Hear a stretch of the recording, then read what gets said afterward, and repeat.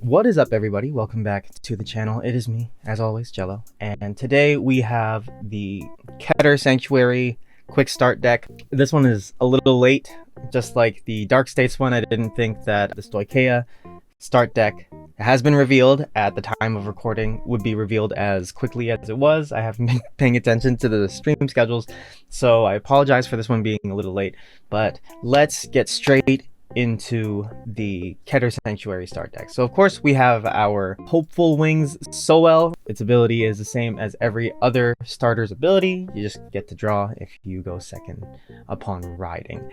Next, we have Caring Sage. So this is a very I feel kind of bad for him. Doesn't even have a name. Just Caring Sage. So when this unit is rode upon by Knight of Solemnity Swiss Helm, reveal the top card of your deck, and if it is a grade 2 or less normal unit, you may call it to rear. If you do not, you may add the revealed card to hand. If you do, then choose a card from your hand, and pretty decent skill. You either get a call or you get potentially a Persona Right copy. So that is pretty nice, and it does lock you out of accidentally calling trigger units, so that's a plus as well. Second ability, which is the same as every other grade 1 ride line ability, which is the 13k beater status if you have Zareusael as your Vanguard. Grade 2, we have Knight of Solemnity Swiss Helm. When this unit is rode upon by a grade 3 with Zareusael in its card name, you may choose up to one grade 3 or less from your hand and call it to rear. If you called, you may draw a card. So it's pretty nice. You get 2 sort of free calls off of the grade 1 and 2 of the ride line. The Caring Sage is a little more volatile, I would say, because you don't really have knowledge of what your top deck is unless you're spamming grade 1s that allow you to do so. But even then, it's after you would potentially attack if you're going second, so it's kind of difficult to tell, and even if you're going first, you do take damage, so there isn't very much way to guarantee what you'll have on the top of your deck at the time. But the grade 2 I find is much better. 1, you do get to call from your hand, so you know what you're getting, and 2, you get to draw a card after. The draw can be a little volatile, of course, but as is with every other draw, and the only limitation that I see with having to choose something from your hand is if your hand is just garbage at the beginning of turn 3, then you might have some problems there. But still pretty solid. And its second ability is the overall 15k shield when your Vanguard is Zareusael. Okay, so that is our ride line. In terms of abilities, I guess it's again, like it's all right. I wouldn't put it over the Brant Gate. I don't think I would put it over Dragon Empire either, just because of the energy ramp, and the grade 1 can be pretty iffy. I want to say I'd probably put it above the Dark States ride line. Don't think that that one is as conducive because it's just soul charging and then drawing 1. So this one you get a little bit more aggro early game potentially, more potentially with the grade 1, and higher percent chances with the grade 2 as long as your hand isn't trashed by turn 3, like I said earlier. But yeah, pretty decent. Next, we have Winged Angel of Rescue Zareusael. So once per turn, counterblast 1, search a Persona copy, and he gets plus 10k.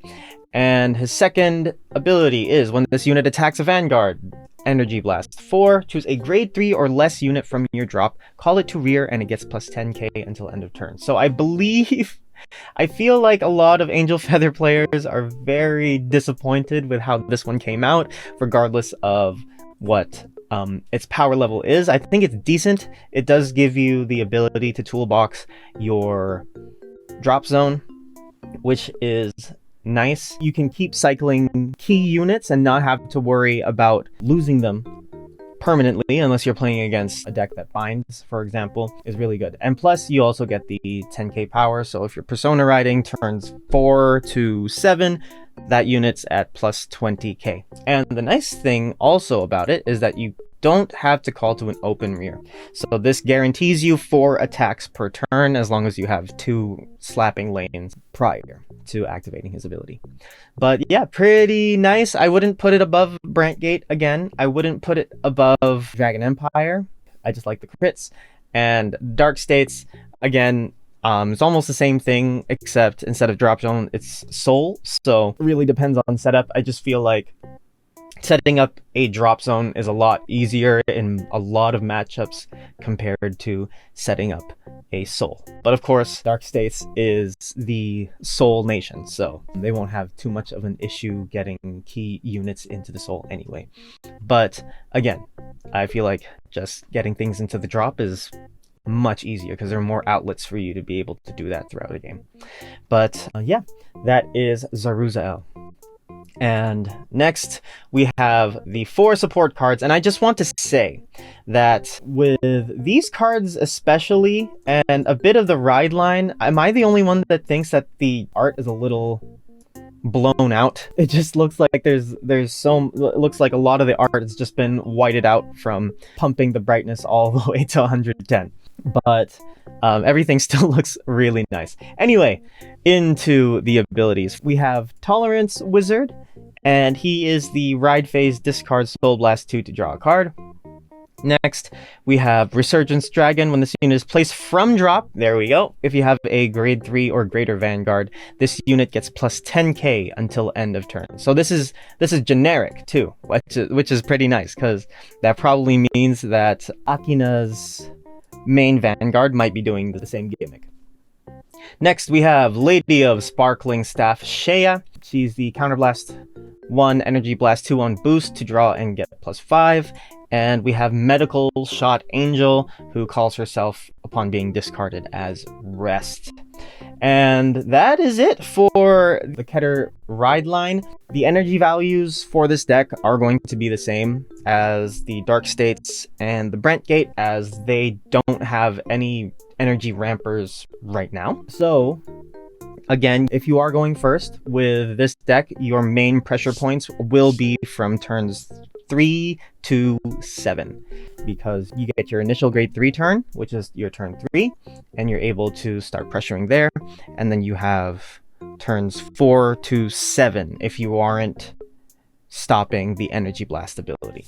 So pretty solid. Going second, again, a lot of these Energy Blast decks seem to have a preference to go second, especially if you are playing a longer game, as these Vanguards don't feel like they can end games right away. Unless you're playing Triumph Dragon and you double crit your opponent first grade 3 turn, then they're kind of screwed. But I don't think anyone can survive that unless they OT or heal.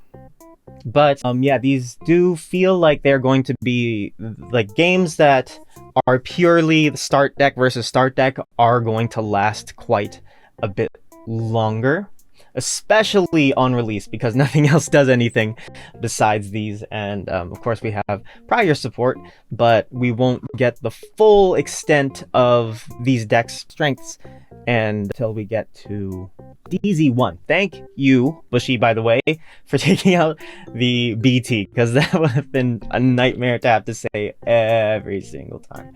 Yeah, so DZ01 will have more information. And yep, that is all for Zareusael.